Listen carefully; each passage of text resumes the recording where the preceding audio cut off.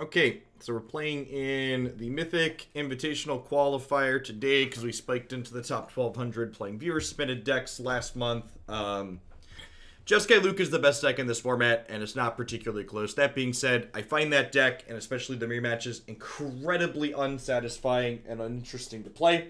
I also think they're an incredible slog in a very tedious manner, so we're just going to attack people. I don't know that this deck is the best deck in the format, but I think it's reasonably aggressive. Between Fight as one and Drill Bit, you have decent ways to fight through sweepers in some of your games, you know, assuming Teferi's not out. And then with Tournament Grounds here, our deck actually has reasonable mana for a 3-color aggressive decks that a lot of 3-color aggressive decks lack in this format. So let's hopefully jump on it and run some people down. If you're watching this on Twitch currently, it's live. I'm on a 5-minute delay because ghosting is not against the rules in these types of events. So I believe that if you don't want to be ghosted and you care about the results, you should stream on a delay. You should protect yourself. So we're going to be streaming on a delay after the actual event is done, which could be 20 minutes from now. It could be 2 hours from now. I'll restart the stream without a delay to play some Historic. And then today we're actually going to be closing up the stream on a sponsored segment with Riftlands, which is a deck building roguelite that we're going to be doing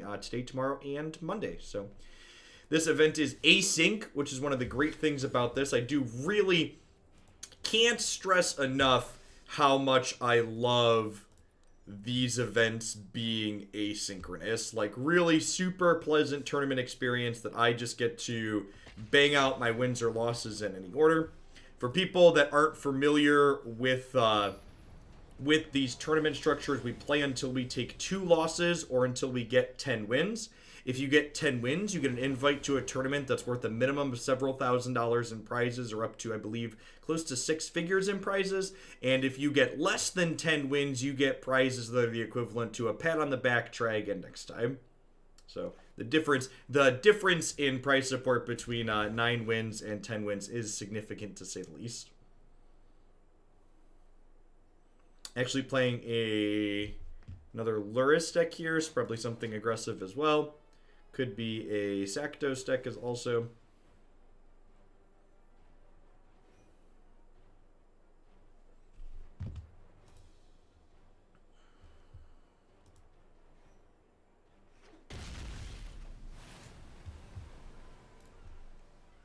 Triome. Oh, they're the cycling deck. Yeah, that's the... I haven't been playing a ton of Standard because I've not really enjoyed the format a ton. The cycling deck is definitely the most popular Lurrus deck, and it's not close. I should know that.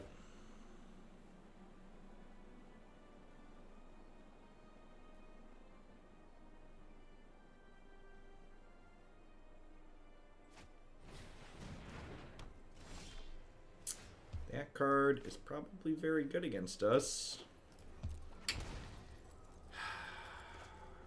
I just Inspiring Veteran and start beating them down. It's close. There's probably some merit to playing the Corpse Knight out ahead of time. There could also be extra merit to leading on the Corpse Knight because I'm a little choked on black mana at the moment. I have a lot of black cards. Like, if I draw a non-black 3rd land, that could be a little bit awkward. They're going to start making a lot of tokens here.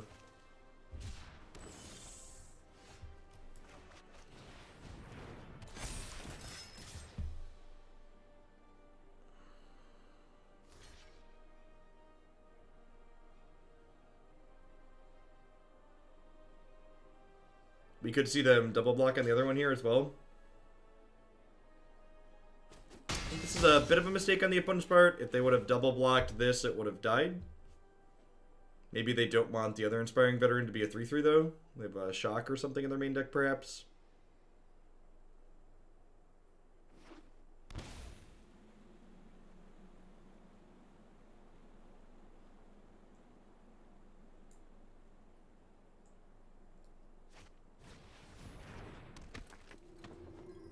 Yep.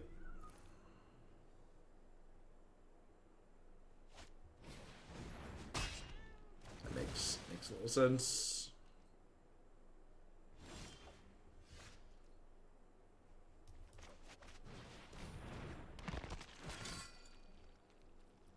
Actually don't have any removal in my main deck, and I'm just going to go ahead and concede here. We're not or not beating their Lurrus from this position. This is definitely a Suffocating Fumes matchup. May or may not be an Unbreakable Formation matchup. This is definitely a Drill Bit out matchup. Not looking to take cards out of their hand. Blacklance Paragon doesn't seem particularly good. Maybe Swordmaster's bad. I don't know. I could see board states getting gummed up and this being reasonable. Dire Tactics sounds good. Being able to kill Lurrus seems important. Do I think Unbreakable Formation or Swordmaster is good? It's probably Unbreakable Formation, huh? Just making our board a little bit bigger and smacking them seems potentially great.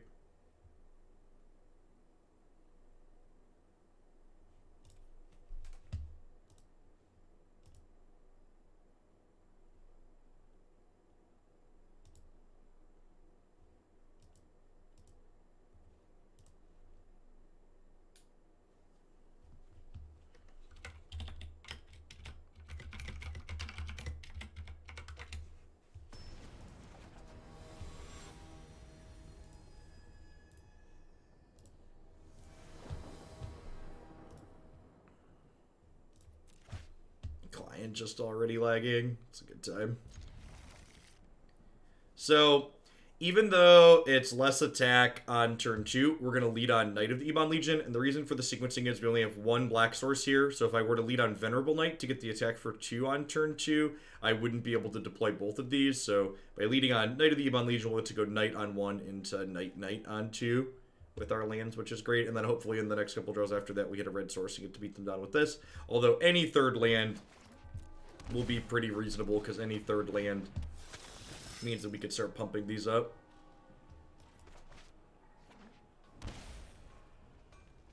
Boxer Shock, yep. That's a fantastic pickup here. We'll get to go nice and wide. Thanks to the folks that resubbed this morning. I appreciate it. As you can see, the chat is not up on the screen, and I am not currently checking it out.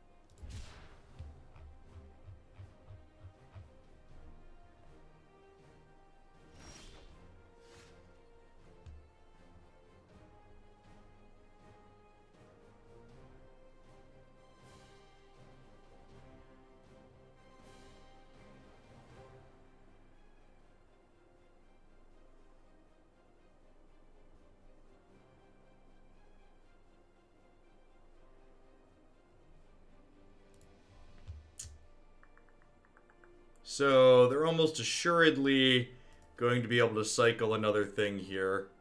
I think I'm going to play this. I'm going to play this pre-combat, and then I think I'm going to go ahead and attack here.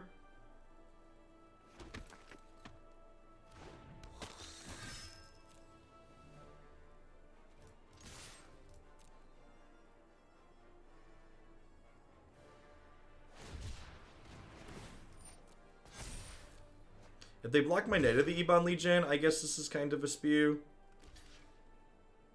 Yeah, I guess this is kind of a spew.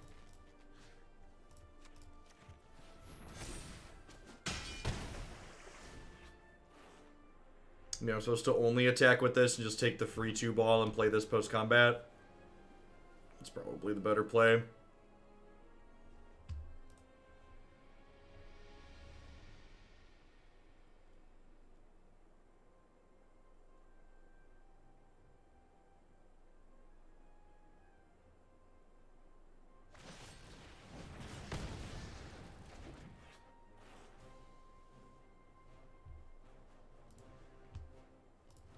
Yep. Yeah, I think my attack last turn was bad.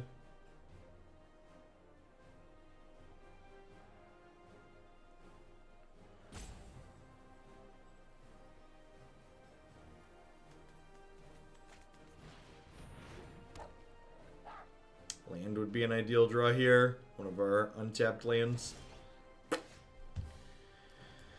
Well, you know, this is where the magic happens. The real question is, like, I'm not even sure that I want to play out... Well, we're going to play this match to its conclusion, but I think if I lose this one, I'm going to go ahead and give out a free match win and drop the event. Standard really isn't fun for me that fun for me right now. I'm not super into it. And the odds of winning 10 matches in a row, the odds of going 10-1 are low, but like having to 10-0 after losing one is low, and the expected value of just streaming my deck queue as opposed to fumbling around with this is much higher.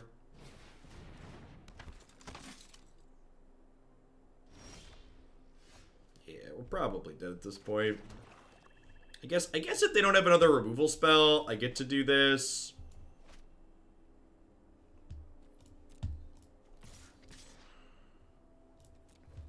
Let's start with this attack. They might just take a couple of points.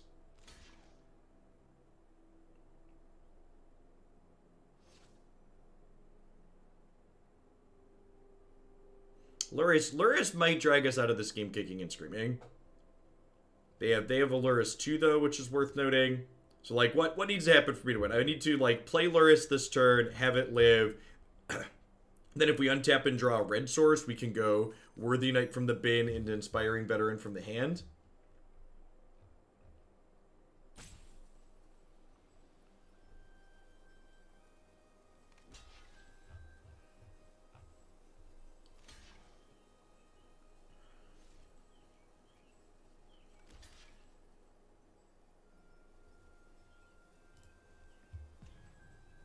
This block is real weird.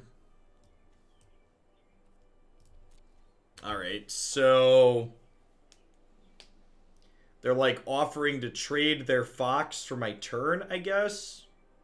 I think I'm okay with that. I guess they get to go like Lurrus into replay Fox next turn, but I think that's still okay for me.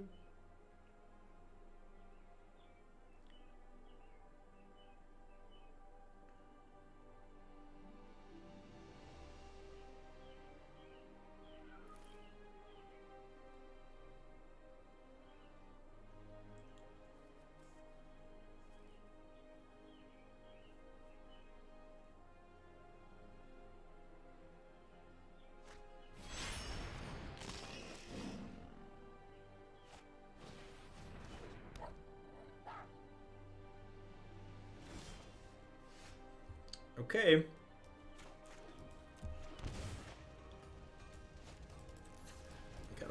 Gotta watch that auto tapper, because the auto tapper doesn't account for what you could be playing from your bin with your Lurrus. You know what? I definitely missed some points of damage here. I think if I would have attacked with this first, they would have taken it. Do I attack with this? Yeah, I think so. Because they have something else in their graveyard worth replaying. So they're either going to trade it for a Fox, which is fine for me, or take 2 like so.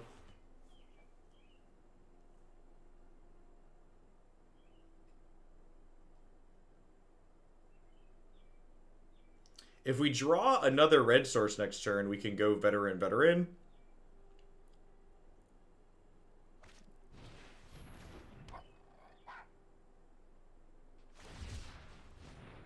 Triple Fox is going to be a tough nut to crack. Dire Tactics is a decent draw. Oh, do they have anything to cycle? That's really good. Alright, red source is great here. Okay. Yeah, I mean, I think we just smash, right?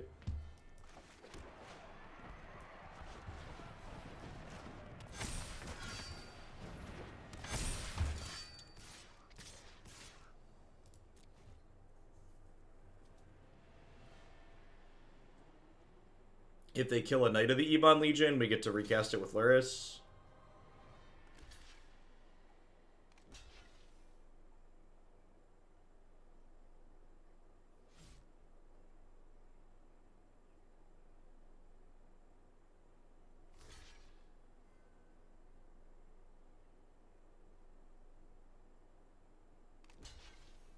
Wow, this is super defensive. Or are they setting up to...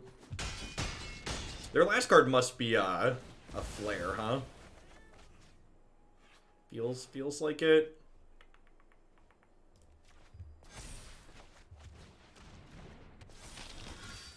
They've got 2 non-cyclers in here for a total of 6 damage at the moment.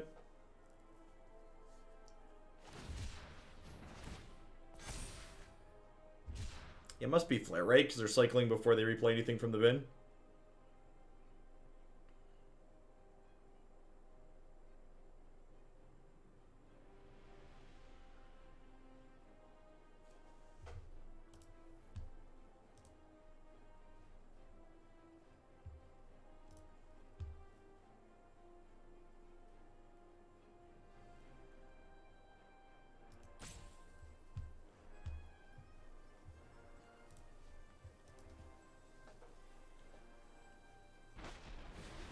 Yep, there's the flare as expected.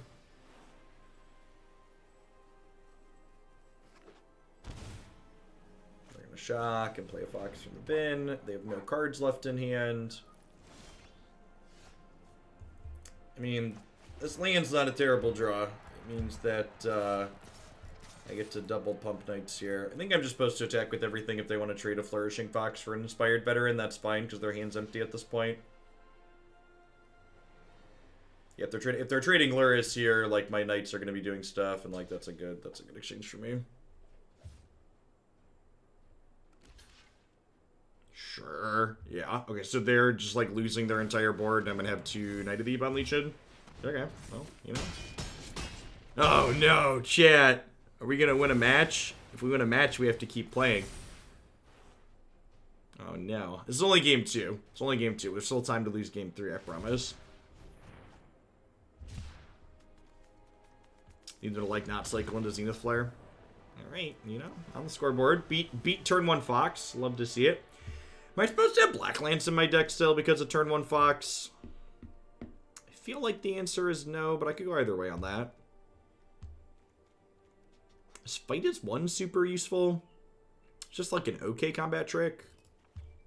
Put 2 Blacklance in my deck. Could also see Purifying Light being okay to like make their what's it called bad, but it's kind of expensive and slow to do that. I think their nuclear launch is worse.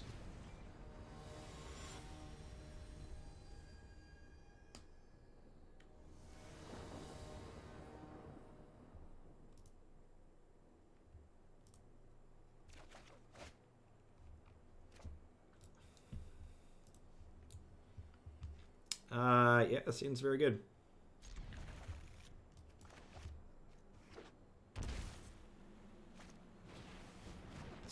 So is Fox on 1. Fox on 1, also very good.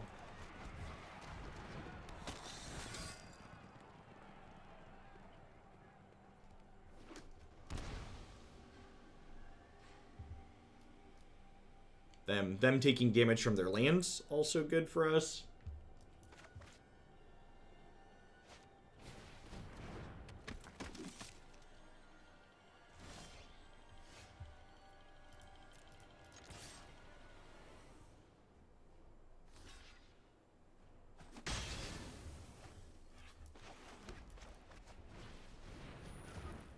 I think I'm okay with that just dying.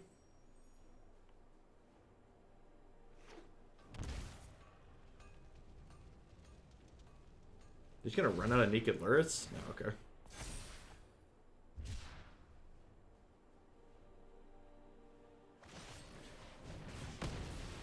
Price pretty good.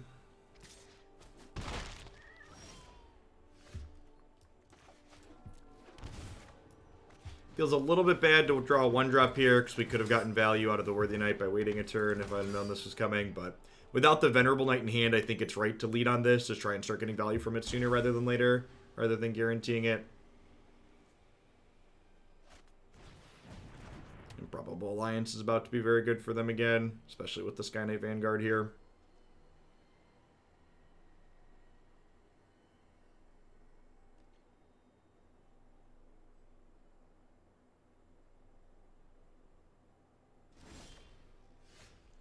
So kind of expecting them to double cycle here. As far as my sequencing goes, actually have a lot of sequencing decisions this turn. I have to decide, do I want to Veteran plus Vanguard? Do I want to Lurrus and get that going? If I Lurrus and get this going, do I Lurrus into Knight of the Ebon Legion? I think the answer is I want to Lurrus this turn. The question is, do I want to hold up Fight as one or not? I feel like the answer is no. Because it feels like there's a good chance that... Oh, they're Aether Gusting me. Oh, that's fine. Makes this attack free.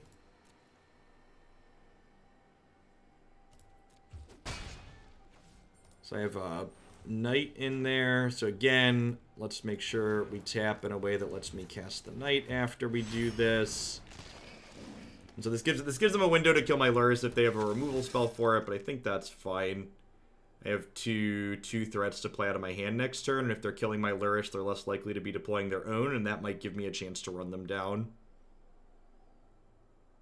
And if they don't kill my Lurrus, land drop's actually very good next turn, so it lets me Skyknight Veteran plus, or it lets me Worthy Knight Veteran plus hold up Fight as one. The Improbable Alliance is going to start making them blockers here, which is a little annoying, but not the end of the world. Hoping to untap with the cat here. Alright. Untapped land. Untapped land.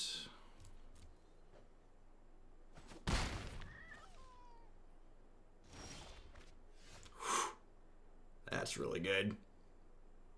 Wowza. Alright. Huh. Whale poop.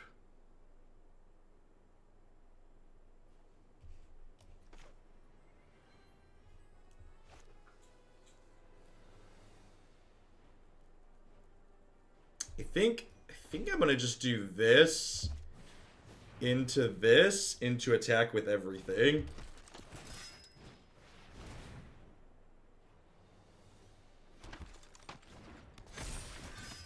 I think there's value in lifelinking here. I also don't think I'm going to need the Lurrus for another turn. I think if I'm winning this game, it's not going to involve the Lurrus sticking around and killing their Valiant Rescuer here.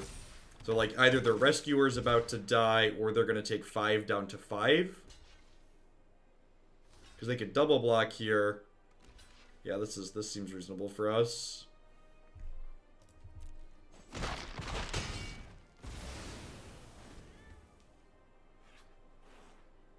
And, like, if they deploy their Lurrus this turn and get value off of it, they're then not using their Improbable Alliance, which seems good for us. How many cyclers they hit here will be a big deal. If they brick on a cycler, like if this draws a land, we're in a very, very far ahead. If they keep, yep, okay. And it's a land that doesn't cast the Lurrus. That's huge.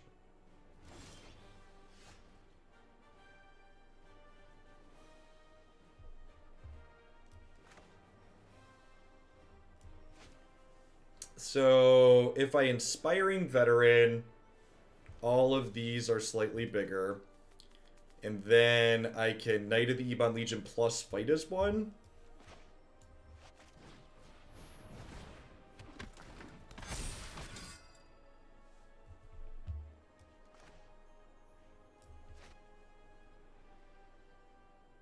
I could also just attack with these two because they don't have free blocks on them. This is a free block.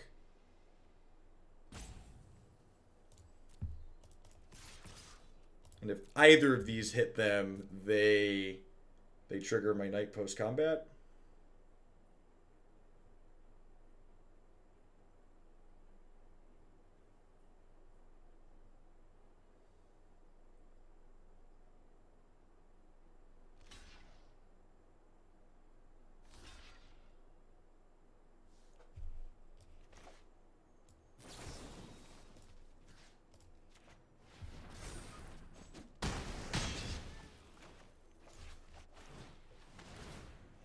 Alright, your move. I've got a 11. That's a land. Okay. So he can play Ichitu.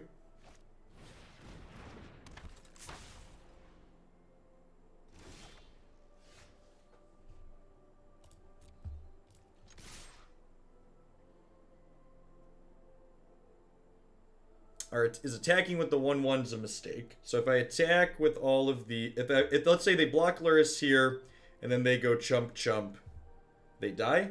They go chump. So they go block here, eat a 1/1. They take... Yeah, just... As you will.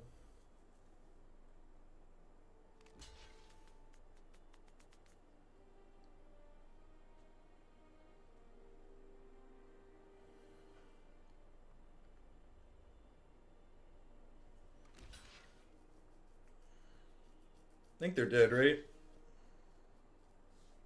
This is 10. Yep. Alright, I'm gonna run to the restroom. When I get back, I guess we're playing more matches. Alright. Thanks for hanging out, folks. BRB.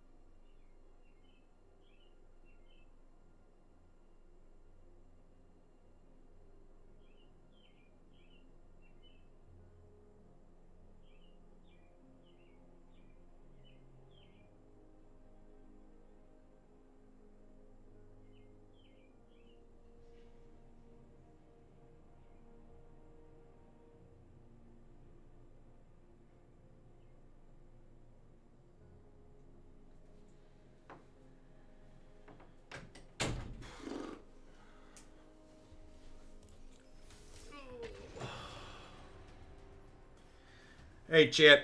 Remember, the 3 best records in this tournament in order are 10-0, 10-1, and 0-2. So, we've already made it so we can't get one of those records. Let's try for one of the other 2, huh? So far, we're 0-2 in die rolls with our aggro deck. It's not a good start. Opponent is playing Obosh, so probably another aggressive deck.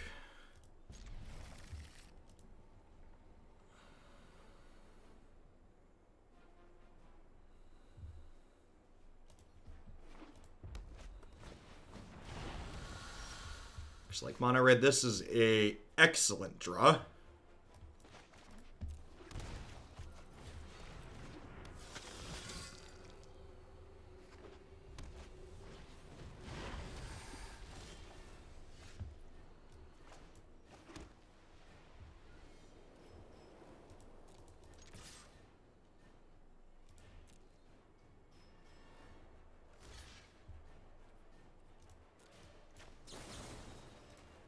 I think if they had a shock, they would have killed my thing. So, I think it's right to make that attack.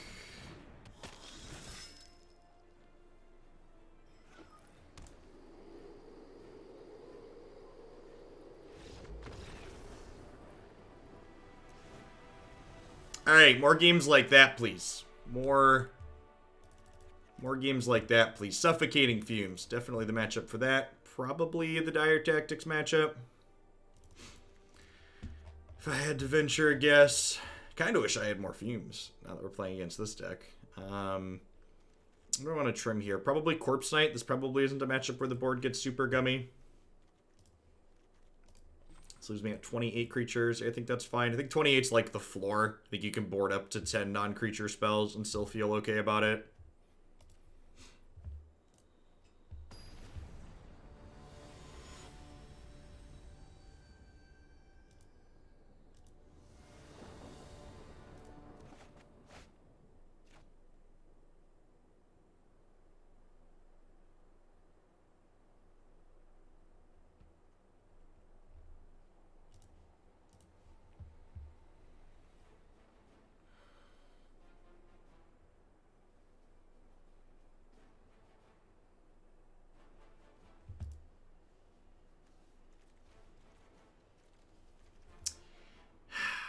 I think I'm keeping this. I could see it being right to mulligan to a hand with a 1-drop in this matchup, though. We have 12 1-drops.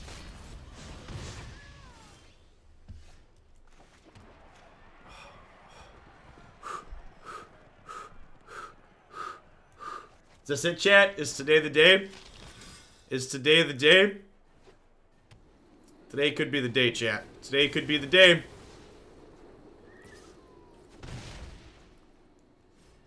Light them up. No light up the stage. Alright, so they've got another shock here, because they had priority there, so it feels like probably another shock. Yep. 3x Dire Tactics, not looking great on this board. It's okay against Phoenix Ash.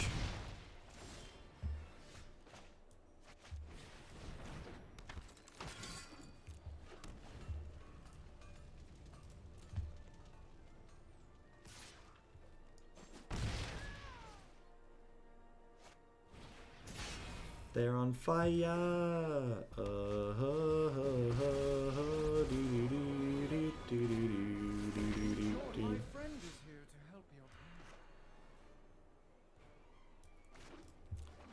think I'm shocking that in, and then I'm going to go ahead and attack to Bolt here.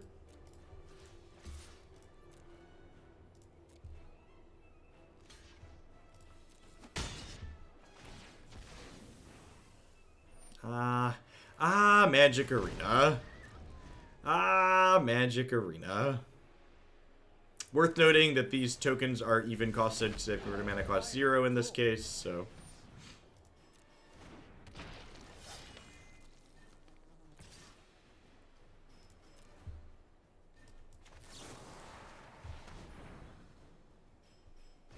Get that out of there before it hits us again. Huh.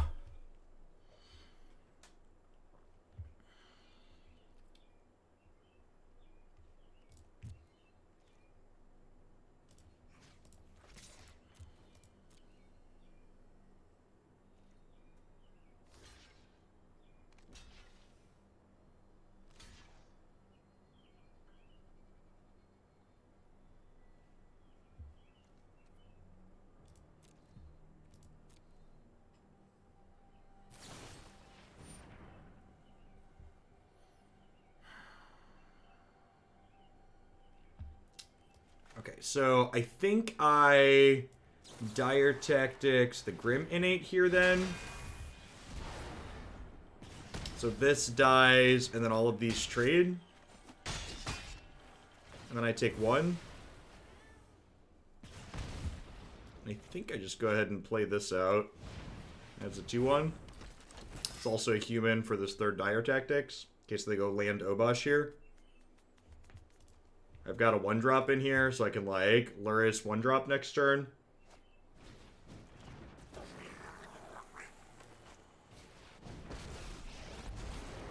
The only thing to fear. Oh, they're so cute. It's a black 1-drop, right? Yeah.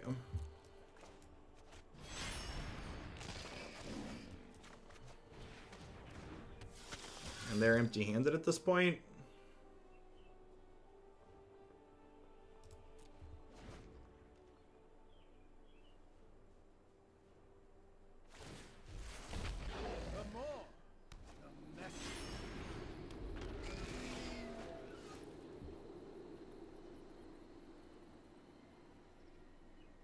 So I think I leave up Dire Tactics as a combat trick here. The question is, do I want to get Inspiring Veteran going first or Worthy Knight? Probably just Veteran. Because, like, if I Veteran this turn, next turn I can Veteran after clearing the Obosh, which seems great.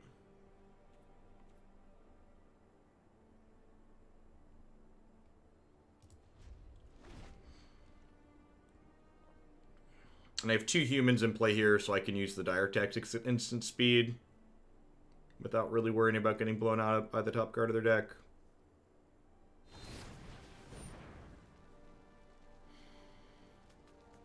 That's a good one.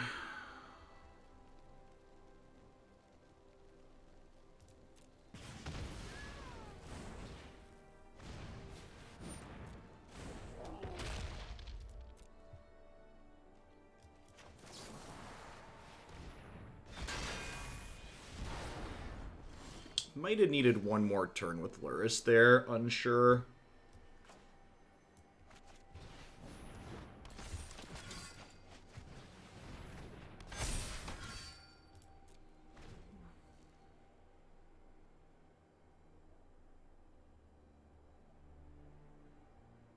So they can start making Tin Street unblockable and hitting us for 2.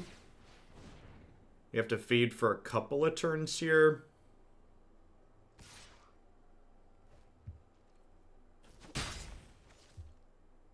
We draw light up the stage. Or just some other castable spell.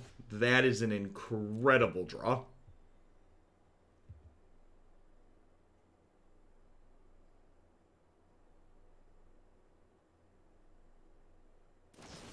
We drew Red Cat Melee.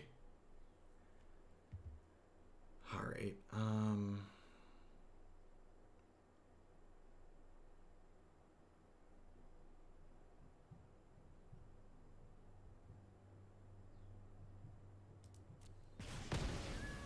Yep.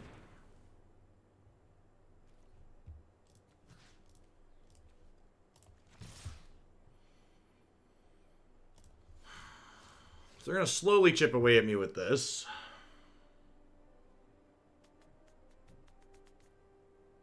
Why just send all of these at their face? This is 9, 13, 16.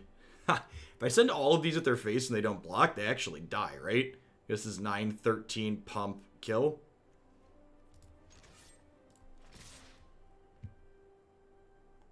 The odds I die on the backswing feels low.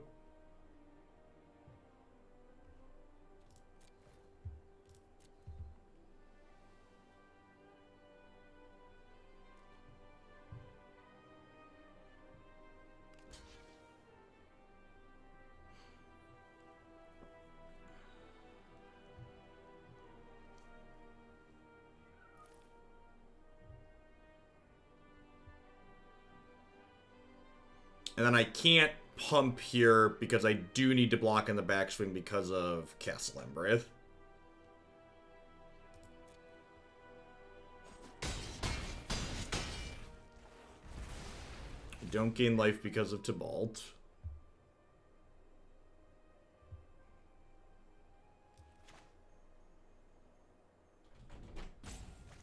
It could have been right to kill this here. Declan, Daddy's working today, boys. If you need help, you need to go upstairs and see Mommy, please, okay? I love you. You both need to go upstairs. Okay, ask Mommy. Love you. I love my kids, but the last one of these tournaments, I took my second loss because Declan came in and I missed a point of damage in combat, and then my opponent won the game at 1 life, so we're gonna lock the door until we're done with the tournament for this morning.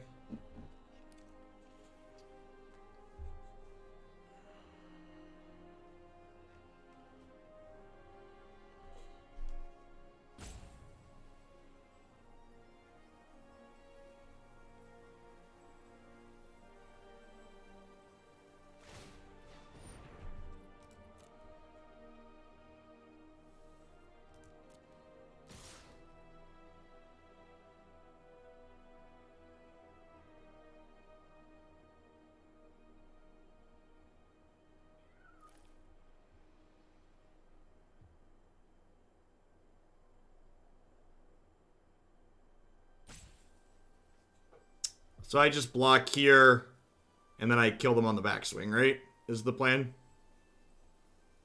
I take 3 total down to 3. Just like hoping not to get burned out.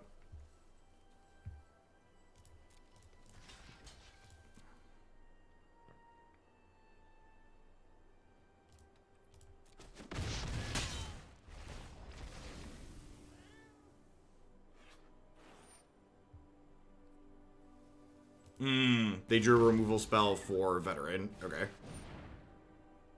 That makes sense. Anyone need a fire started? No? Too bad.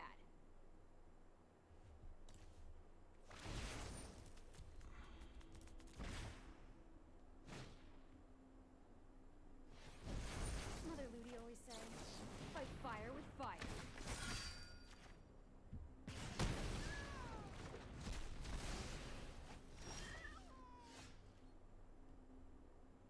I'm short of lethal here, right? Which is unfortunate. I've lost both my life linkers now.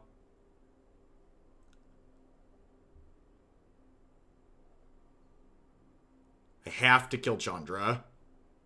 Otherwise she kills me. This thing has me dead in 2.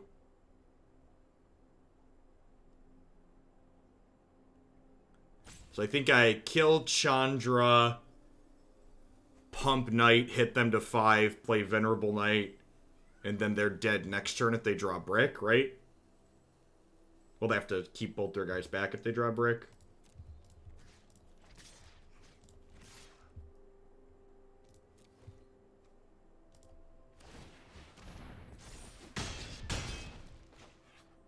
Close game. Ugh, training is So, hard. dead to removal.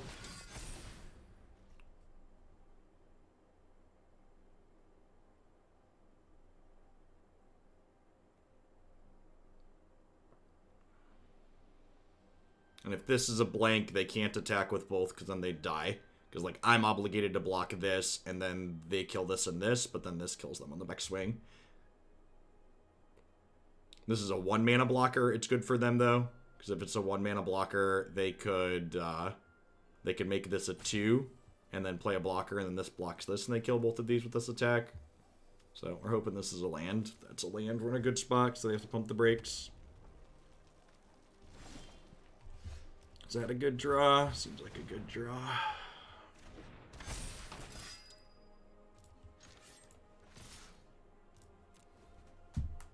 Had a lot of decision points this game.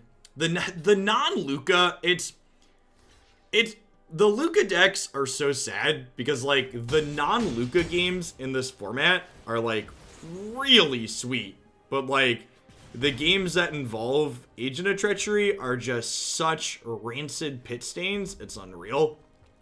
And I wonder, like, so we're 2-0 now, and we've yet to play against an Agent of Treachery. And I wonder how many people are like myself, who are just like, I have zero desire to play in.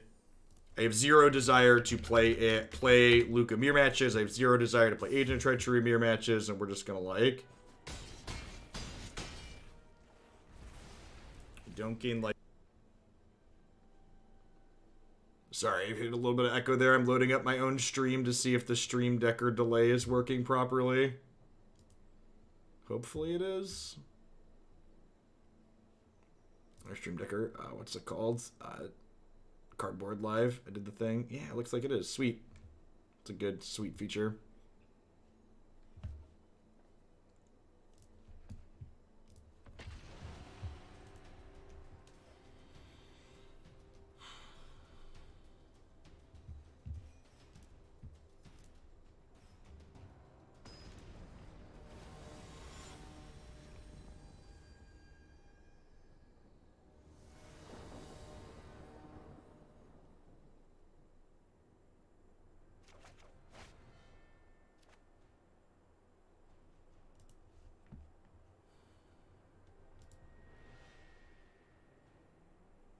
Opponent has no companion, so probably Temur Reclamation. I think that means I'm supposed to mulligan. Like, no, three lands, not all of my colors, I think is a mulligan. This hand's very, very reasonable. I almost said very good. It's not very good because it's missing a black source to cast Drill Bit. I think because of that, I'm bottoming Drill Bit here. Although maybe I'm just supposed to bank on drawing one at some point, because if they are Team of Reclamation, Drill Bit is very good. Yeah, I think that's the plan. Could be a brew as well, but as far as the established decks go, Team of Rec is the non-companion deck.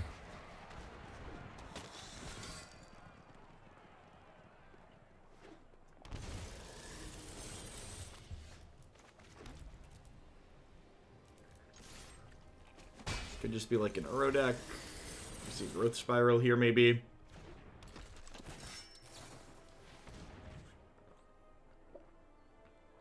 Ramp it up, friendo. Ramp it up.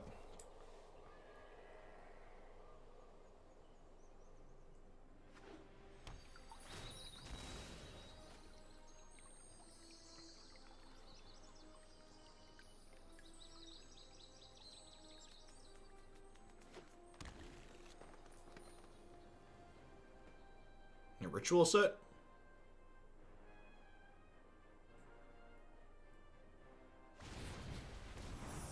Brazen Borrower. Are they a flash deck? Could be a flash deck.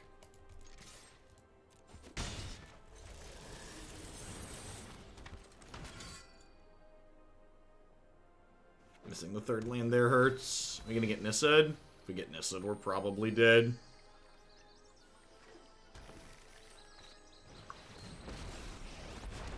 Alright, I suppose I can draw a land and then have Veteran plus Fightus one here to maybe be in it still.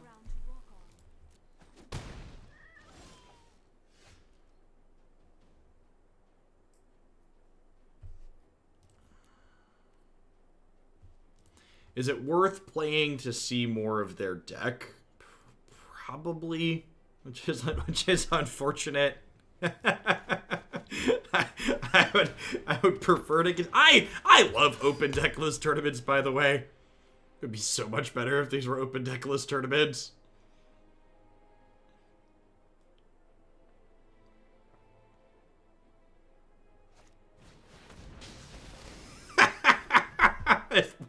This poor man is just absolute pit stains.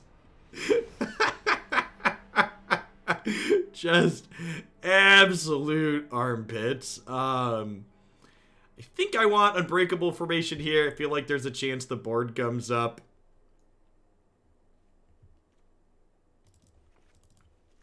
It's gonna do that for now. Click submit.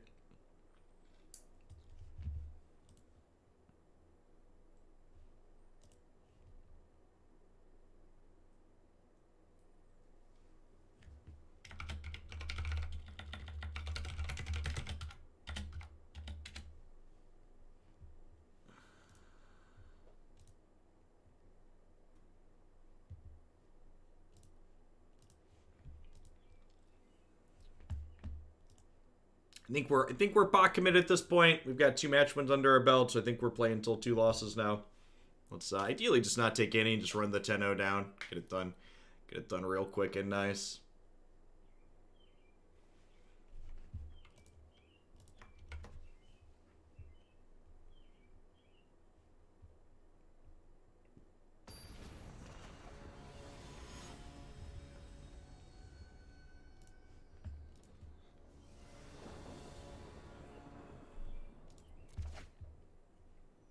Easy mulligan. Yeah, this is a great hand, right?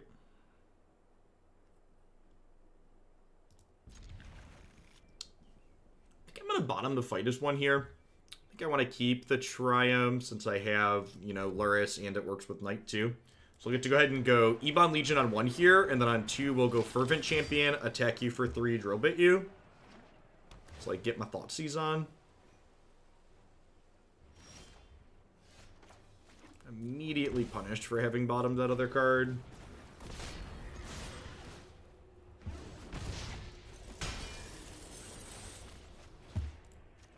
Show me your bits. Oh. Oh, well that's... Yeah, that's a keep. Sure. Sure. Thanks for the bits. Thanks for the bits, opponent.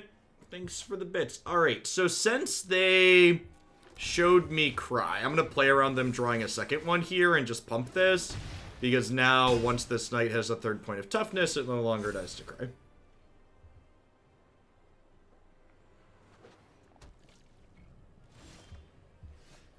Alright, I think with this land draw, I'm probably cycling the Triome. Is the game plan.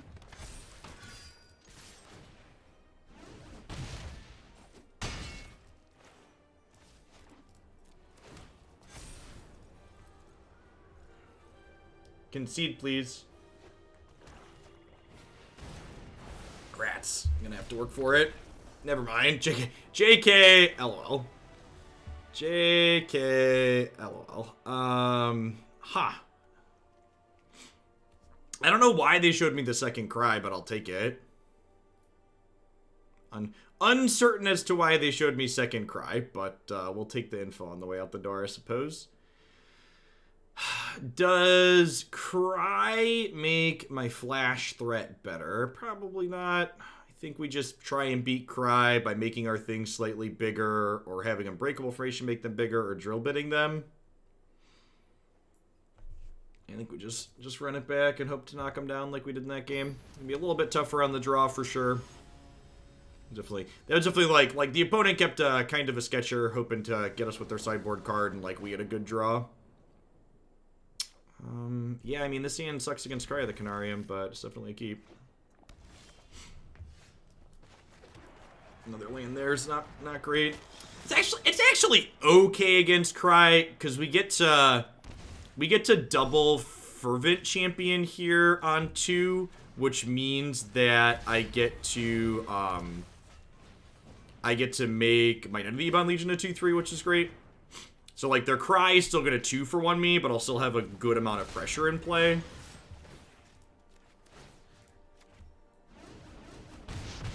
So, like, they're going to 13 and I'll have a threat left over.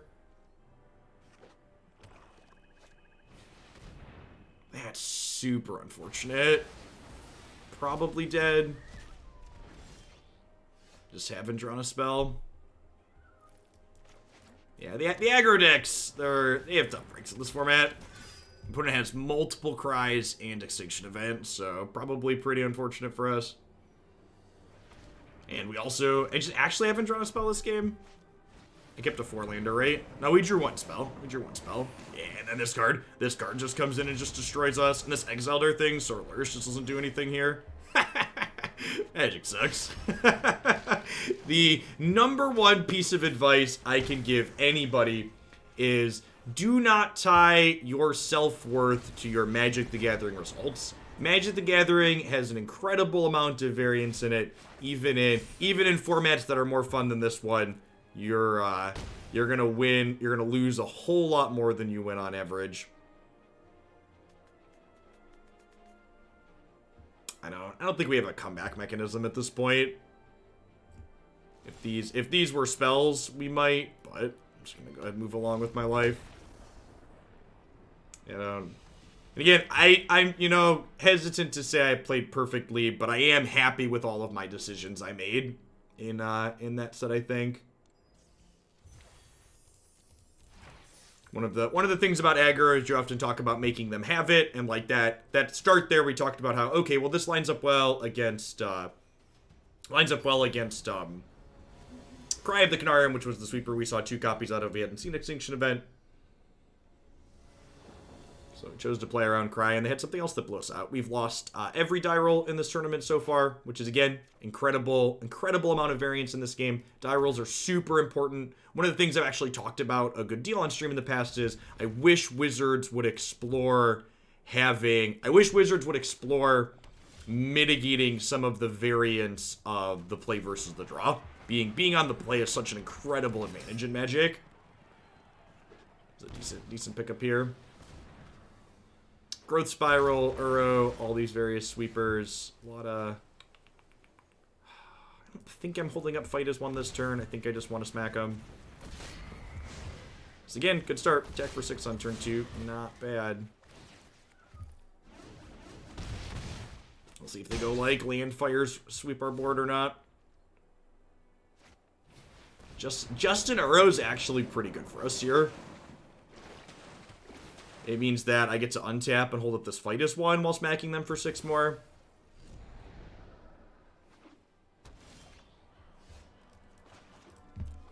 So did I say 6? I stuttered. I meant 9.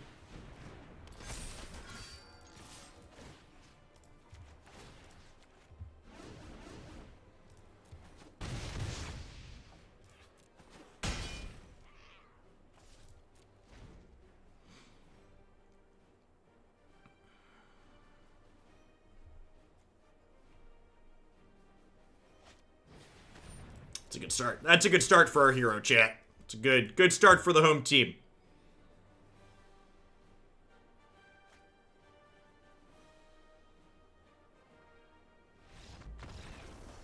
I actually really like playing this Mardu Knight's deck. It's unfortunate that, what's the word I'm searching for? I like playing this Mardu Knight's deck, but as far as standard goes, it's tough to do. There aren't a lot of decks. Doing viewer-submitted decks in this standard format is rough. I think I could handle playing Mardu Knights for, you know, an hour or 2 a week, or a few hours a week, 5, 6, 10 hours a week, but playing 40 hours a week of standard is just not. There isn't enough. The variety decks aren't very good. That being said, thinking about what's going on here, I don't really know what this 4-color non-white Yorion deck is doing. I think I'm just going to click submit. One of the ways in which this deck we're playing right now is constructed is that I think our main deck is pretty ideal against these Yorion decks, so mostly just on the click submit plan against them.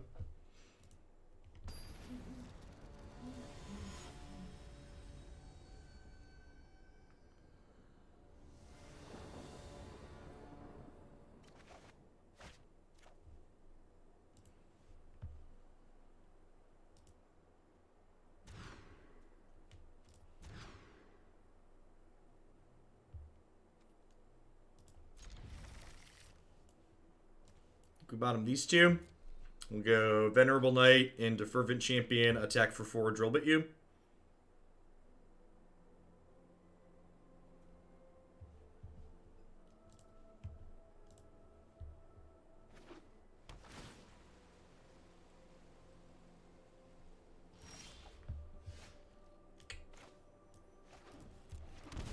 Gotta shock this in, because I want to play Fervent Knight into drill bit next turn, which means I need red here and then black here, so planes won't do it.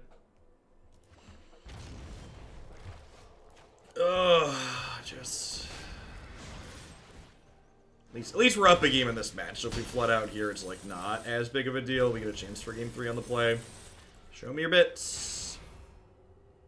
Man, it's just like, get that card out of there, huh? Get it gone. If we draw a blank again next turn, pretty sure we're obligated to play Lurrus as just a, it's just a 3-2. Worthy Knight. Worthy Knight's actually great, because it means, when they Tamiyo and pick back up Extinction Event doesn't exile actual everything, since I have a little bit of even and odd now.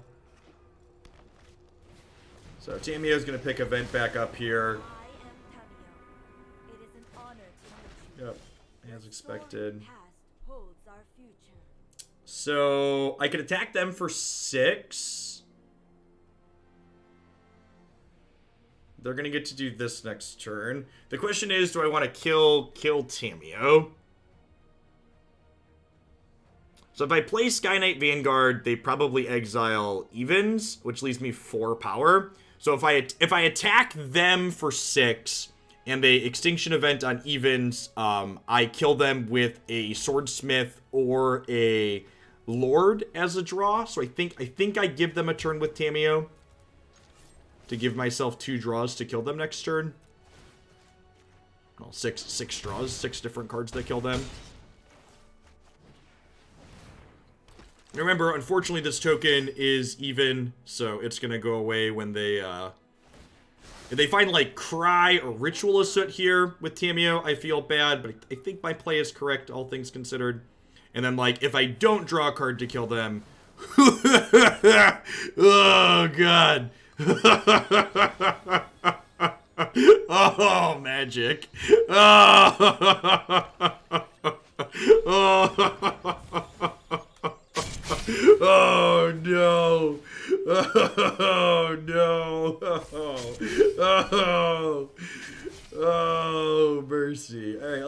really know about, I guess.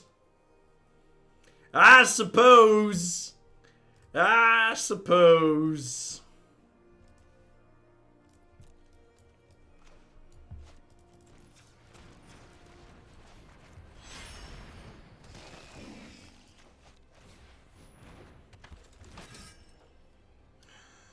Oh, they just get to Yori and the Massacre Girl here. Yeah.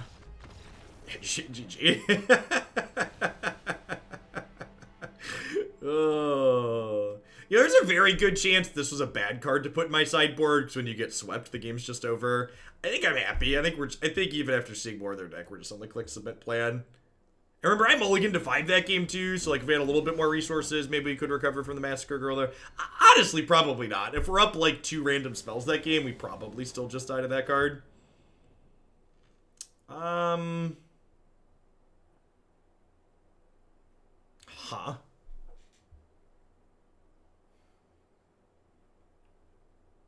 I think this is a keep.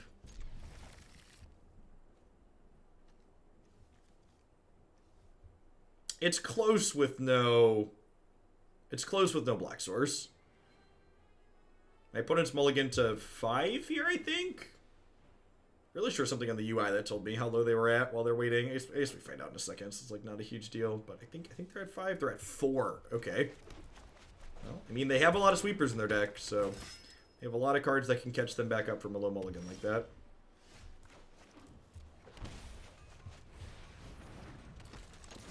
I think this is better to lead on than Skyknight. If they're on Cry of the Canarium, like our previous opponent was, it could be they could still catch back in for sure.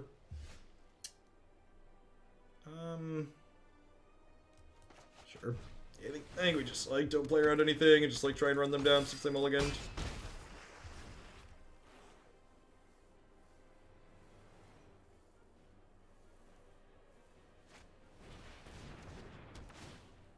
We want to play Fervent Champion next turn as opposed to another 2-drop to play around Extinction Event on even a little bit.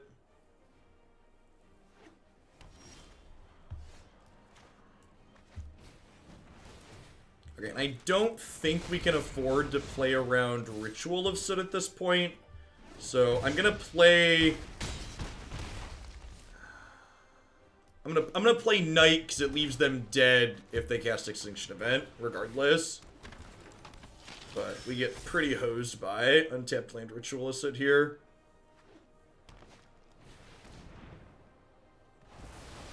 Yeah, so they're still just dead. I think because that was the sweeper we saw, it's right to play into a potential Ritualist there. Or Cry. Ritual or Cry. Like Cry also just... I guess Cry they were still dead to Cry, right? Yeah, so it's super right to play the 1-drop out there because the 1-drop plays around Cry and Extinction Event. And we only saw Extinction Event, so like playing around a Ritual of Soot that I haven't seen doesn't make a lot of sense. Alright, I've been playing for an hour and 5 minutes. We are through 4 matches. I would say slow and steady, but that's not what we're going for here. Pump the gas, chat. Run them down. Can we win a die roll? Can we win a die roll? Survey says... Oh, gosh, that's busted. Man, sure feels good to be a gangster. Oh, gosh. Probably another aggro mirror. Yeah, I bet there's a lot of people that are just like, no thank you, Yorian Pitstained Mirrors. Let's just run people down. So, the Triome being tapped here feels a little bit bad, but I get to go 1-drop into 1-drop. That's actually a great drop because they kept their guy back on defense. Now I get to do this and smack them in the face for 3.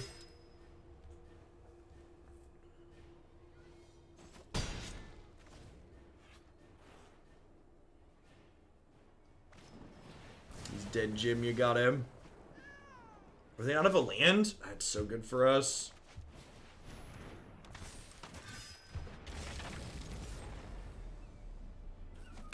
I wonder, and this is an interesting thought about async tournaments. I wonder if we're less likely to play against Yorian decks because we're playing aggro and because this tournament is asynchronous.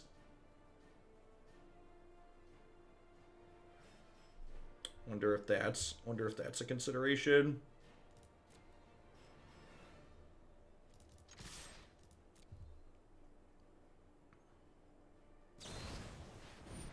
What if instead we didn't do that?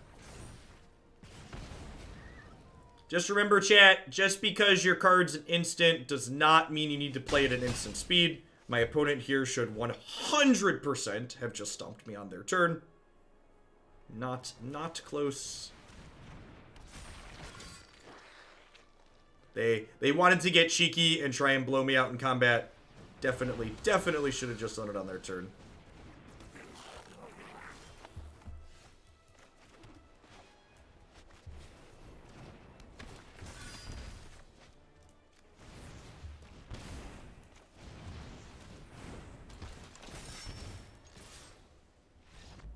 Bye, friends.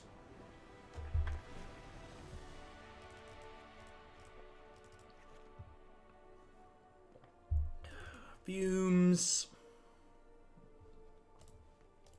Dire Tactics. Click submit. I think that's what we did last time, right? Fumes, Dire Tactics. Maybe I didn't cut this. Maybe I cut Corpse Knight. Thinking about the matchup again, I know this gives lifelink for a turn, but I think I'd actually rather have a 2-2 than a 3-1 against what they're doing. So I think I'd rather cut Blacklance Paragon here.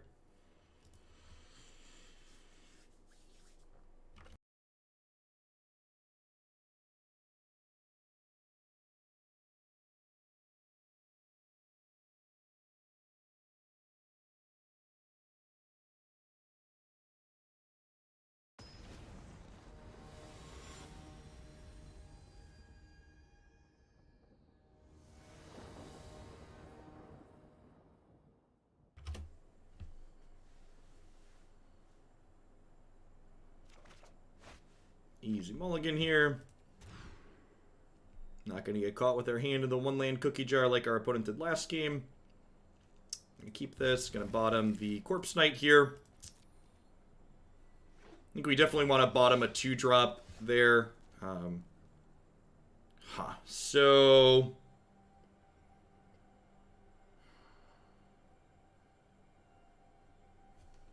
kind of felt like they had a shock. I don't know. Yeah, they have a shock. Maybe I'm supposed to lead on Fervent Champion to get the shock on that, because it's definitely the worst of my 2 creatures, but... Oh, do they have a red cat melee? Okay, so if they have a red cat melee, it kind of paid off. Could be red cat melee here. Oh, you know what? The reason to lead on this is because I don't have a second red source. So... I can't, if I don't draw a red source here, I can't Skyknight and Fervent Champion. Yeah, so my sequencing was wrong because of that. So I could have another threat in play attacking for 1 here if I had sequenced appropriately. Really, really good thing to point out here.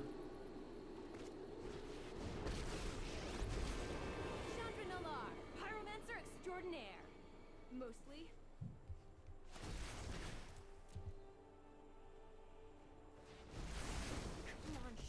Remember that spell.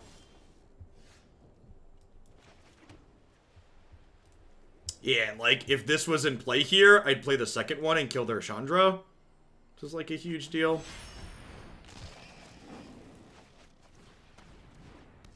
And now, I think it's right to play this out, even though I'm still choked on red mana, because I want to be resource efficient this turn. We'll see if they have... I wouldn't be surprised if they have another removal spell here, just because they knew Lurrus is coming, right? Like, it's heads up.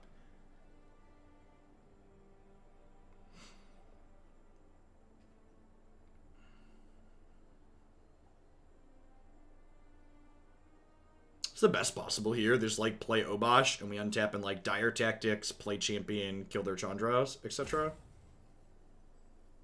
Yeah, best possible play for them here for us is just, like, Obosh go. With no other land. Obosh go with them having 2 lands, also great. This gives them red things 1 attack and taps for red mana. Sounds right.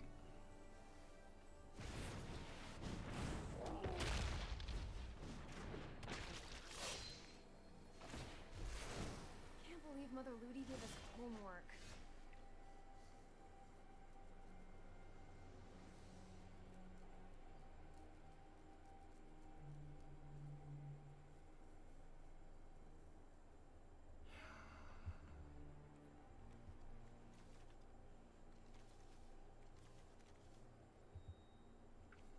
So if I Fervent Champion here, I can give Knight of the Ebon Legion an extra attack. I can also just play Skyknight and try and generate value that way. Again, being choked on mana being a big deal. My early game sequencing really coming back to bite me. I think I'm probably just playing Skyknight Vanguard and passing at this point with Dire Tactics / Fight as 1 up.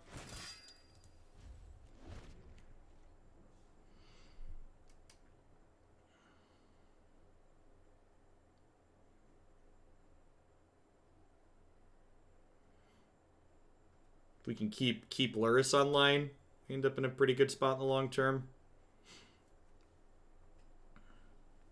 Kind of surprised they used the removal spells as aggressively as they did, since they knew Lurrus was coming. Maybe a little bit of a mistake on their part. We'll see if our mistake in sequencing early can overcome their mistake in how they prioritize their removal this game. And that's what the early game sequencing decision there just like really highlights some of the nuance in games of Magic like this. Just like the fact that like the play I made on turn 1 incorrectly could like so easily come back to bite me this many turns later is just like one of the things I love about Magic.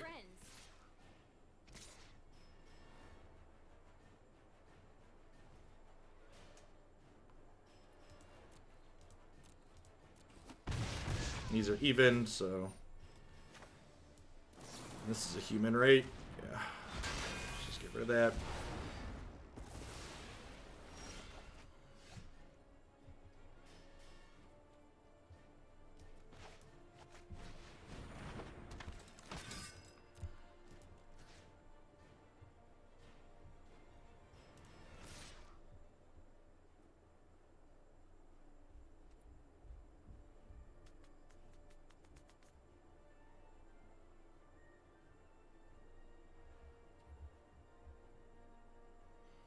If I attack with Lurrus too, do I want to burn this fight as 1? Gets the Chandra off the board, but I lose my Lurrus. Do I really need the Lurrus at this point? I'm not sure that I do. I don't lose the Lurrus. I lose the Lurrus if they draw a removal spell.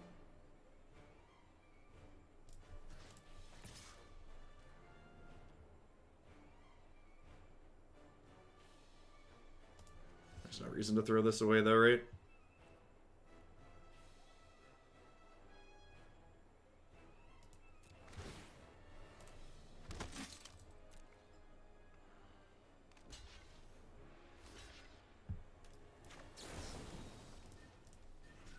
This might be too aggressive.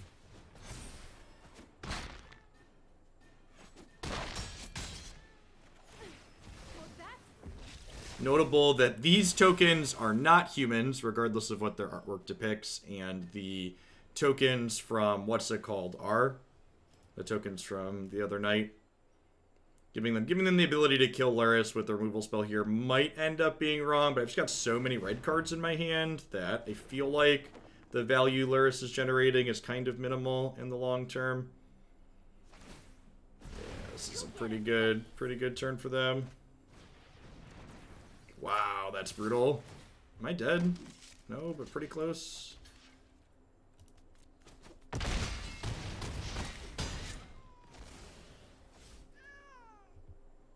you have a way to kill Lurrus? If not, it's like actually not that big of a deal. Huh?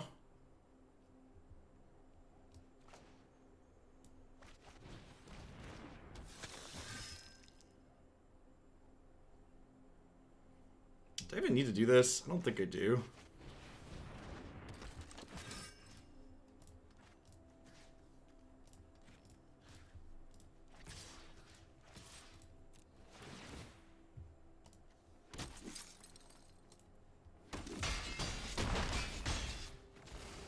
I am not happy right now.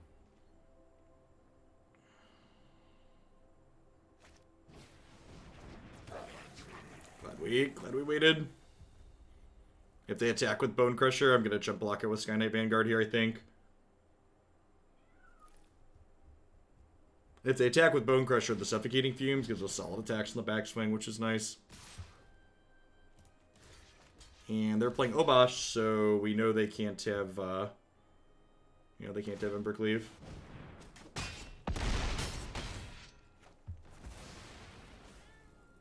they dead? They leave themselves dead on board? This is 5, 6, 7, 8, 9, 10, 11, 12, 13, 14, right? 5, 6, 7, 8, 9, 10, 11, 14. So this is more than lethal.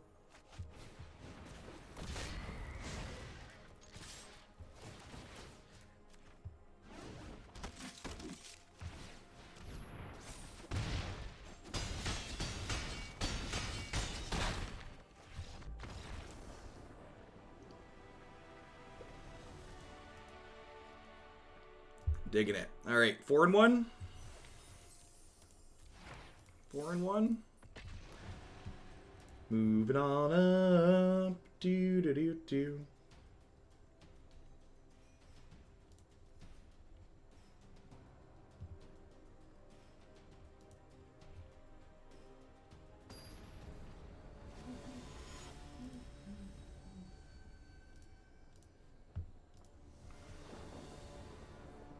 All right.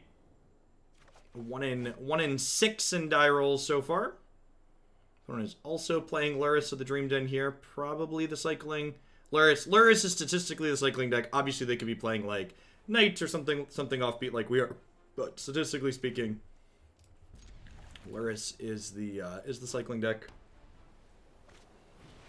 This is our 4th game against the cycling deck in this event today. They've played Fox on 1 and 3 of them. Running pretty far below average, in all honesty. We keep losing die rolls, and our opponents keep having Foxes on 1. Maybe we'll be lucky, and they'll miss a land drop here. Hashtag sometimes lucky. Hashtag sometimes lucky.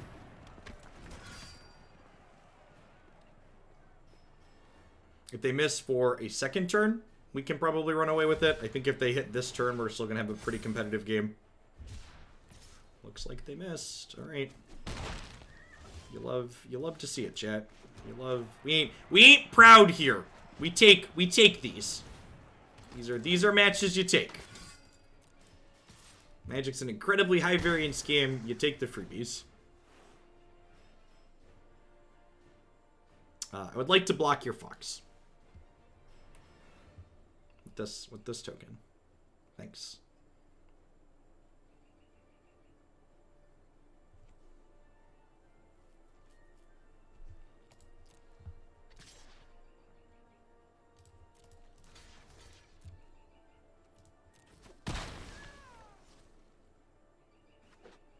Ooh, we got a land.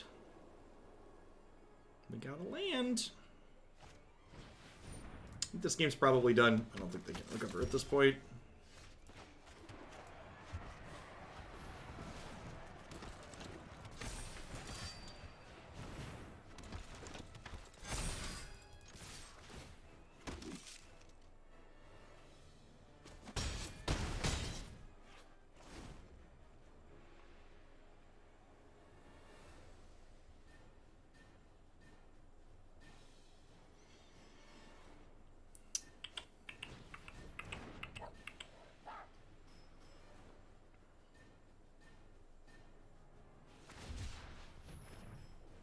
Sure.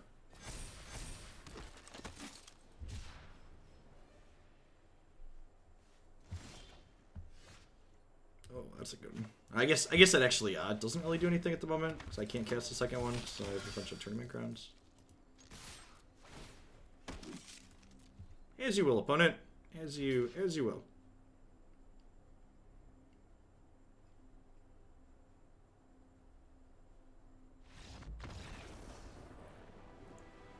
Again, Drill Bits just come out against aggro. I think Blacklance Paragon is also out here. This card's been pretty underwhelming. It's like good against like exactly Questing Beast decks. I could see not playing this card if I was playing more of this deck.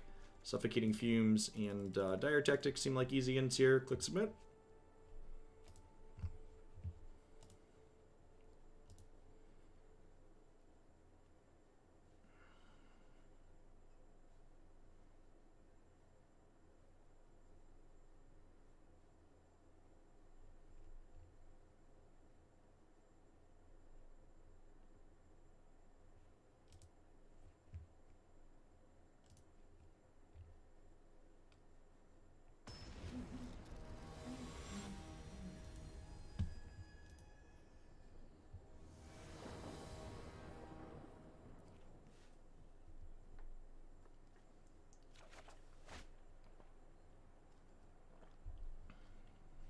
This is fine.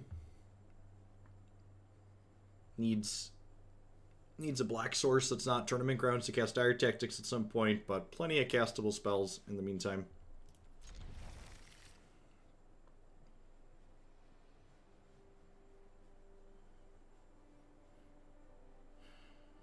Man, I really every time I play one of these, my opinion is basically always the same. I don't know why they don't have an async tournament like this just every flippin' weekend on Magic Arena. Like, I would play. I don't know. I don't think I'd play every weekend, but like, let's make up a number. I'd play these probably at least once a month, maybe twice a month.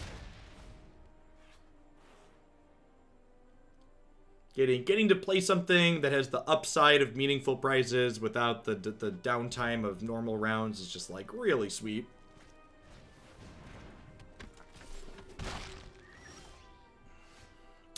That's a good pickup. So now what do I want to do here?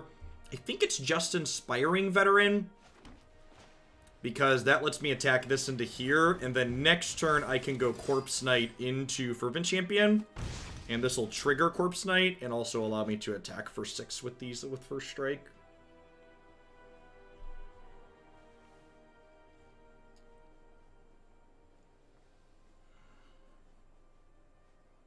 Swamp's great because it lets us Dire Tactics as well, depending on what they do next turn too, and how they attack and what they cycle. And we might also just like Dire Tactics plus Fervent Champion.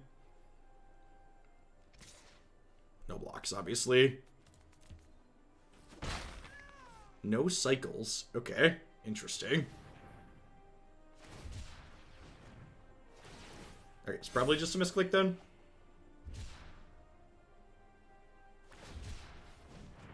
Opponent missing out on a point of damage there.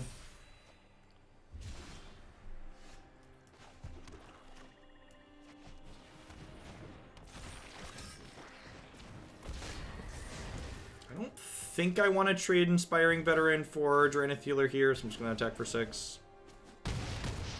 Opponent missing a land drop here is big, because it means we hopefully won't have to worry about Zenith Flare before this game is over. And then I imagine our board's getting to the state where they're going to start thinking about pumping the brakes on the Fox, which makes this Dire Tactics just absolutely backbreaking next turn. And if they don't pump the brakes on the Fox, and they just like cycle, attack us, we can kill the Draenith Healer and then kill them. Which is pretty good.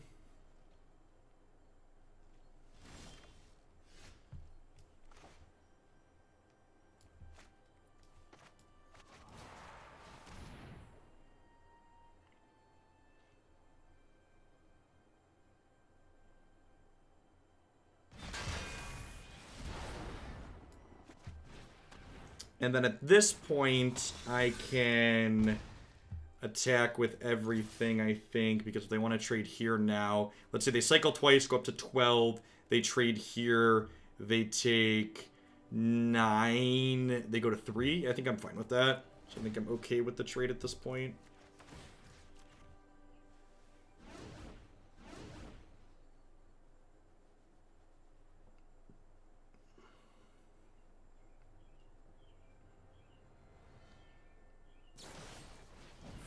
Sure.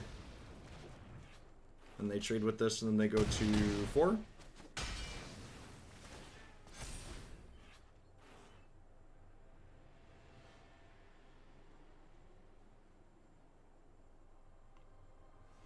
So if they have an untapped white source, they can go... No, I exile their Fox. Yeah, cycle. The fact that they're starting by spinning their tires here probably means they're dead.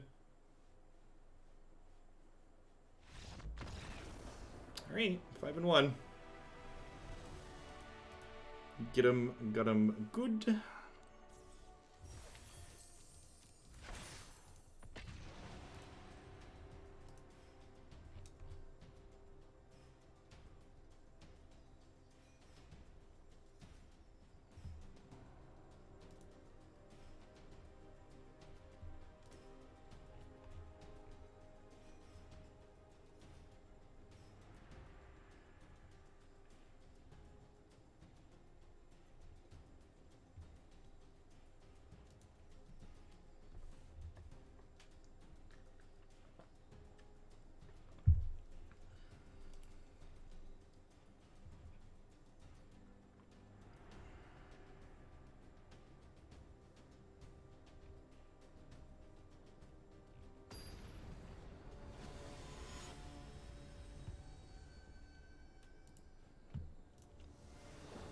Coin flip.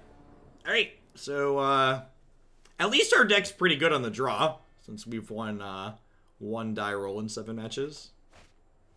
Pretty easy mulligan here.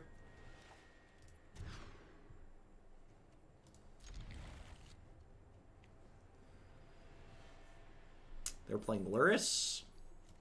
Yeah, I wonder if there's something to the way these asynchronous tournaments work if we're playing an aggro deck, if we're more likely to queue into aggro. Seems like it. Probably the cycling deck again here. Lead on Venerable Knight. Oh, you know what? I messed up again because of my mana, right? So with double planes in hand, if I lead on Fervent Champion, that means on turn 3 I could go Corpse Knight and Venerable Knight, but now I need to draw a land to double spell on 3. Which is unfortunate. I guess I can Corpse Knight on 2 and then Worthy Knight Fervent Champion on 3 still. That's probably the line. That's probably the line. Yeah, just want to maximize my mana. So play this out. I don't think they're blocking, but just in case they do, I'll attack after playing this out. So that way if they want to trade, I get to put a counter on my Corpse Knight. And then next turn we go Plains, Worthy Knight, Fervent Champion. Corpse Knight's going to trigger 3 times next turn. Hopefully they attack us and underestimate how much damage we can output here. If they keep their thing back and try and brick wall us a little bit, we could get into trouble. But if they get aggressive, I think we're going to be in a good spot this game. Yeah, I think opponent is. And this is, our deck, like, isn't super popular, which I think is definitely to our advantage. I think opponent is underestimating how much damage output we can add up to really quickly here. And then especially with Veteran in our hand, I think at this point, even if they start pumping the brakes, they're not gonna be able to do enough with just 1 Fox to slow us down. Like next turn we play in Spite. Like assume next turn we draw a blank. We go land Veteran, make 2 tokens, drain them to 7, and then Veteran pumps up the jam. And we get to attack with everything. They shocked. Yeah, love to see it. All right, do they have the fight spell? Shocking. Shocking for the fighty spell makes sense, I suppose. They're mousing over things. I bet they're gonna have the cycling card that lets their thing fight something. Okay, so it's 1 less damage that way. Are they still dead? If we draw a spell, they're probably dead. Whew! I assume they're dead. I think they're dead just to this one, but I'm gonna play the second one just in case. Just let me know. Just let them know.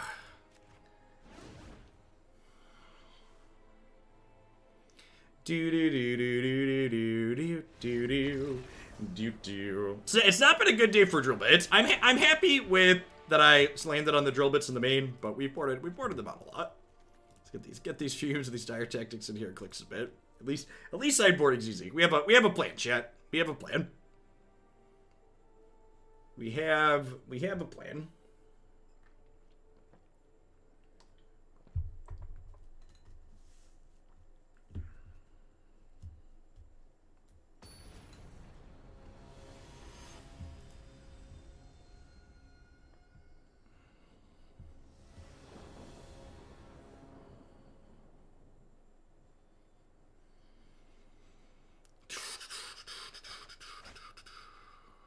Yeah, that sounds great. No Fox on 1. You love to see it. Oh, that's a good draw too.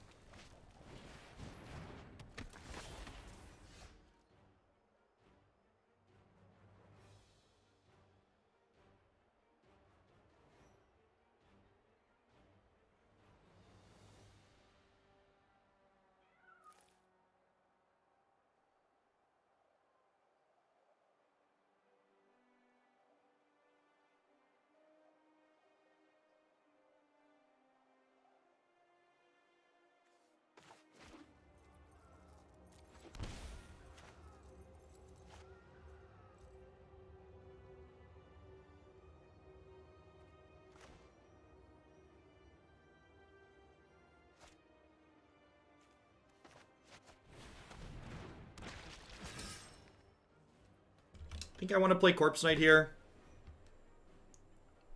rather than these two. Because again, thinking about sequencing, playing Corpse Knight here lets me go land 2-drop, 1-drop next turn. Did it work?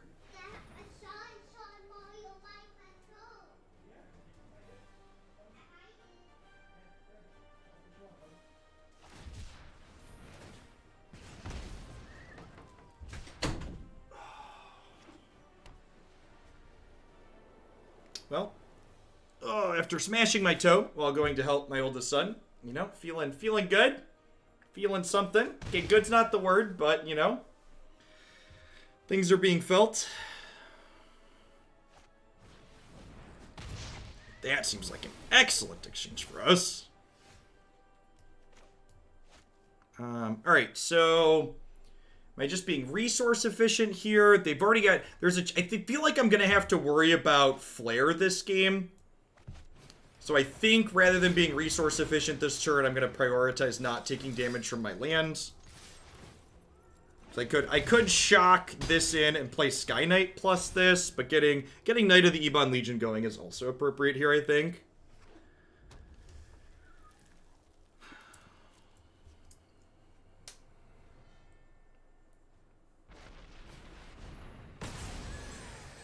Yep.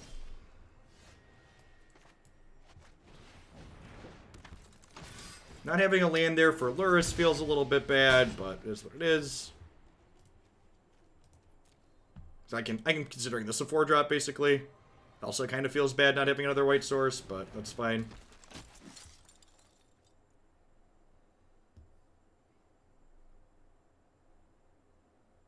They have another removal spell here. They're thinking about using a fight again. I'm gonna trade 2 for 1 again. Just cycling here is great because we'll just fumes and then smack them for a bunch next turn.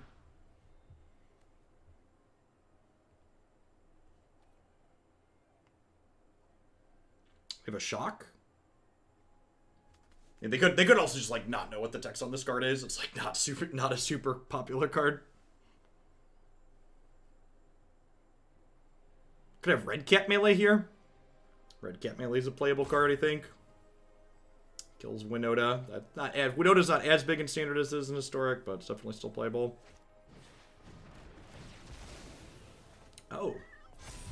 Oh, so we just both have these. Both have this effect. Sure. Harsh but fair. So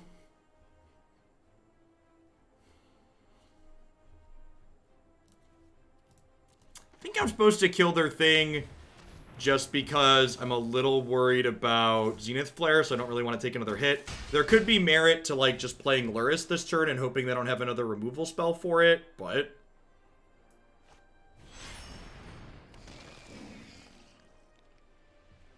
if they don't go white source, play a threat. If they don't go land, play a threat here, we're in an incredible spot.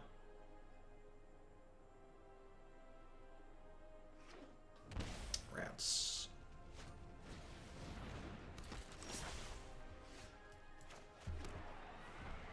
So definitely have to just exile this.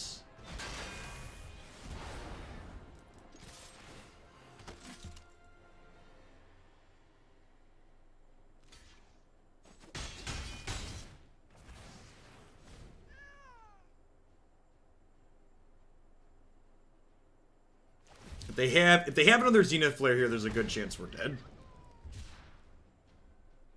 When the opponent's deck is good, it's basically a combo deck.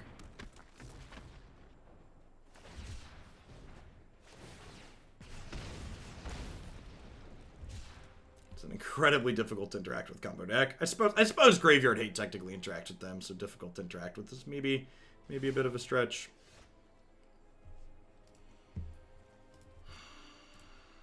We have 9 cards in here, and 2 of them do not have cycling. So if they cycle end of turn and then cycle on their turn, Zenith Flare is lethal.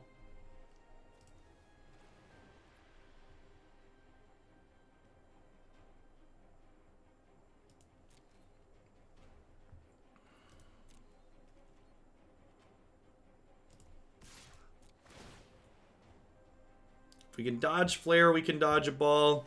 There's also a very real chance they just like kill us with both of these.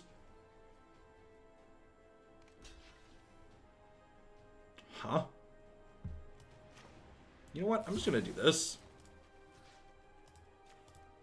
I don't think we're beating Zenith Flare regardless, and I think killing their Stinger here is, I think killing their Stinger here means that we're less likely to die to not Flare next turn.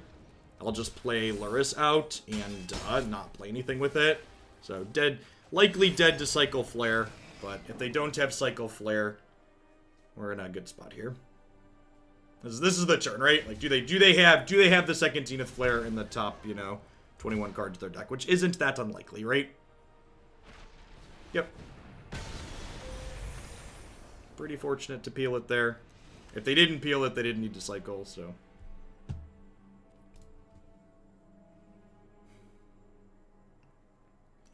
Yeah, the Zenith Flare games are not super interesting either.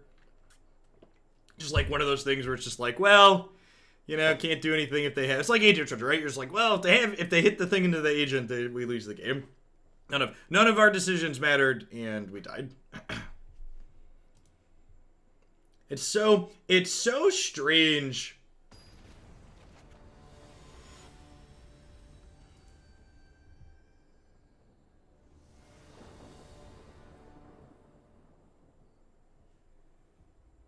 It's so strange to me that Zenith Flare hits players.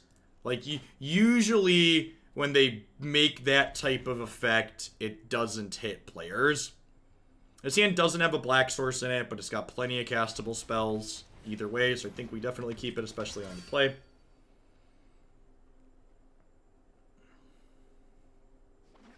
This could be a game where we never see a third land and die, but so long as we don't just, like, draw all black cards from here on out, he says as he draws another black card, I feel like we're in an okay spot.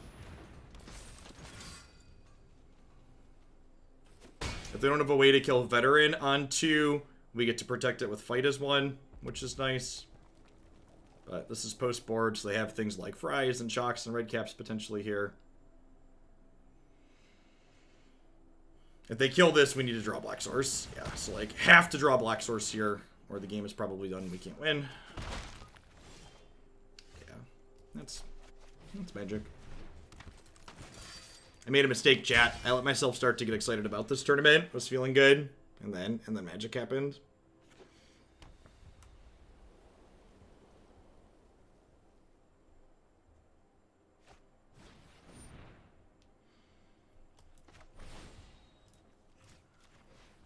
Oh, I should technically target this one, huh? I'm gonna take a hit here that I didn't need to take. I got sad, and now I'm getting sloppy.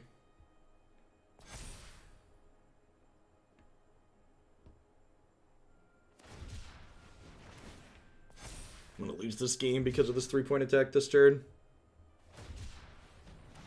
Can feel it. Can feel it, chat.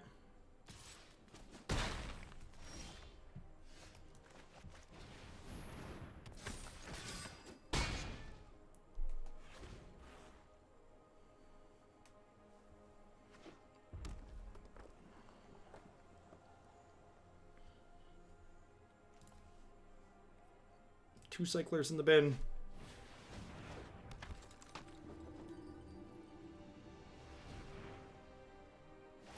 Alright. Come on! Untap black that cast Dire Tactics. Untap black that cast Dire Tactics. It's very specific. Come on, just give me a black shock land. Come on, deck. I believe in you. Black shock land, please.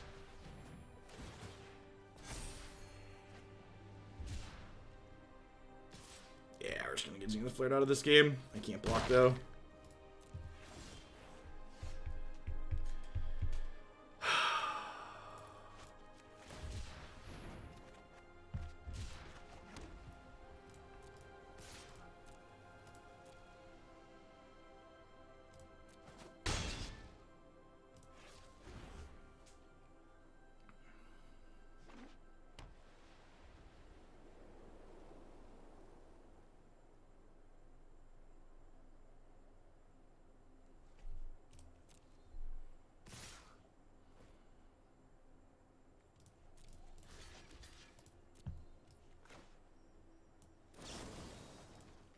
Gosh, this cycling deck's gonna be legal for, like, forever, right? Too. We're gonna be getting Zenith flared for the next 18 months.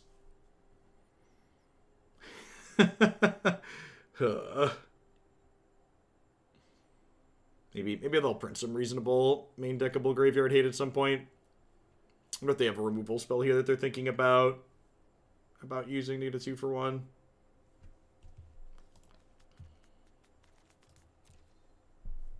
Or they have like a cycle and a Zenith Flare, it just doesn't matter and we're dead. Right? There's 6 in here. 1, 2, 3, no, only 4.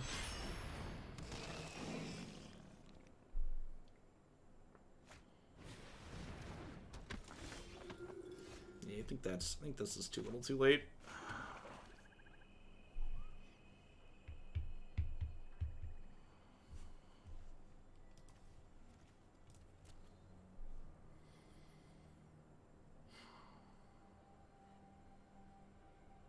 We just assume they don't have Zenith Flare. Maybe we can win if they don't. Problem is, they're just like, they have to have like all lands in hand because like every card they cycle gains them life here too. And they're Fox in the bin as well.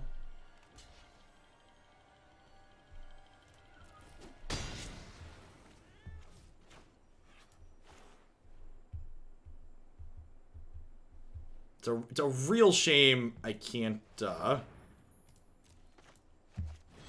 real shame I can't Dire Tactics and second spell this turn.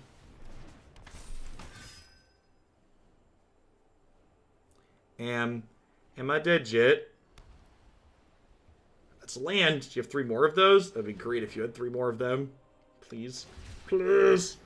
Oh no. Oh no. Am I dead yet? Am I dead yet? 1, 2, 3, 4, 5. Getting close.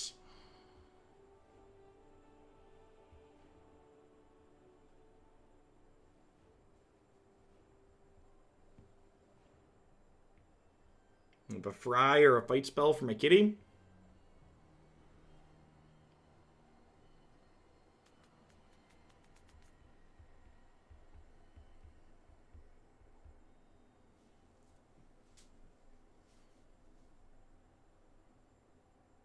I think if they attack with everything, I just jump block the Fox and go to 2.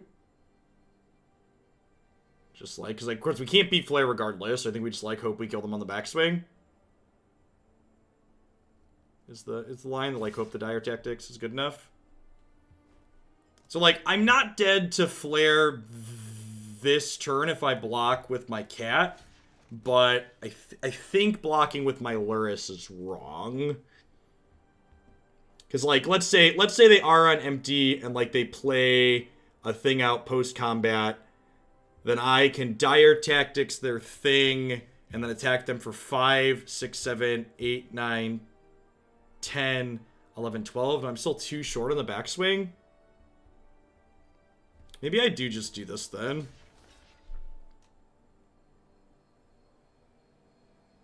And then I can Dire Tactics their Fox. And like maybe play a game of Magic here. Alright, yeah, I guess that's the line.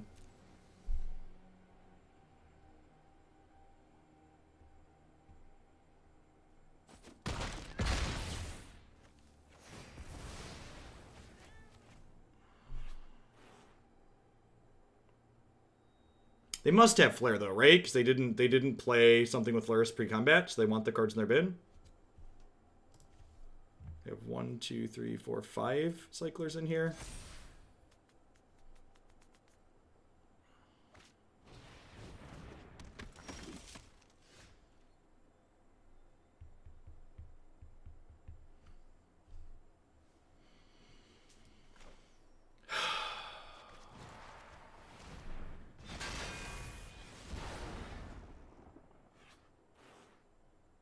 That just happened. Are they on nothing?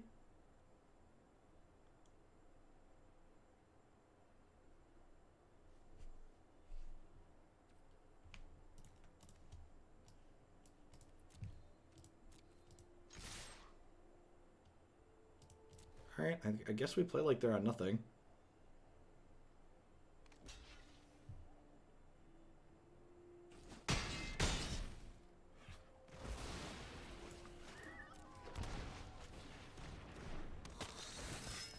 They could have Flare, because they only had 3 mana up. Yep. Yep, they're mousing over their stuff as they draw their thing to my face. And again, like, I obviously didn't have to die to Flare that turn, but the way the game plays out, I can't attack through and actually hit them without putting more cyclers in their bin, or like they're attacking us. So I can't beat a Zenith Flare, and I just have to play like they don't have it, which is why it's the best deck that's not an agent deck in Standard right now is the cycling deck, and those types of play patterns, like where when it's like Embercleave, right? When the frequent correct play is you just always have to play like they don't have it, because if they have it, you're just gonna lose. Like, it's a really huge feel bad experience. So we went 5-2, which is above average. You know, you have to remember, what is that, equal 5 out of 7. I won 71% of my matches, which is good for effectively no prizes. Winning 71% of your matches is considered good in a game like Magic. I think I'm relatively happy with my play. We got pretty unfortunate in that second match there. I think if you're looking for an aggro deck in Standard, if you don't mind getting Zenith Flared and Agent of Treachery, I think this Mardu deck's very reasonable. I think the only change I would make if you were going to play this is I was probably silly to put these Call the Dark Dwellers in the sideboard. I think the way the sweeper matchups play out, they're probably not very good. I don't really know what I'd add, though. Like, I don't really think... Like, one of the things you want to keep in mind if you're playing a deck like this is it's very prone to overboarding, so you don't want to board too much. All right, at any rate, don't go anywhere. As soon as the delayed stream finish, I'm going to come back up a minute or two later once I can remove the delay, and we're going to play some Historic, and then we're going to play, I think we finished early-ish, so we're going to play 2 to 3 Historic decks, and then we're going to wrap up the stream today with a sponsored segment playing a roguelike deck builder called Griftland. So thanks for hanging out. Don't go anywhere, folks. Be back in just a minute.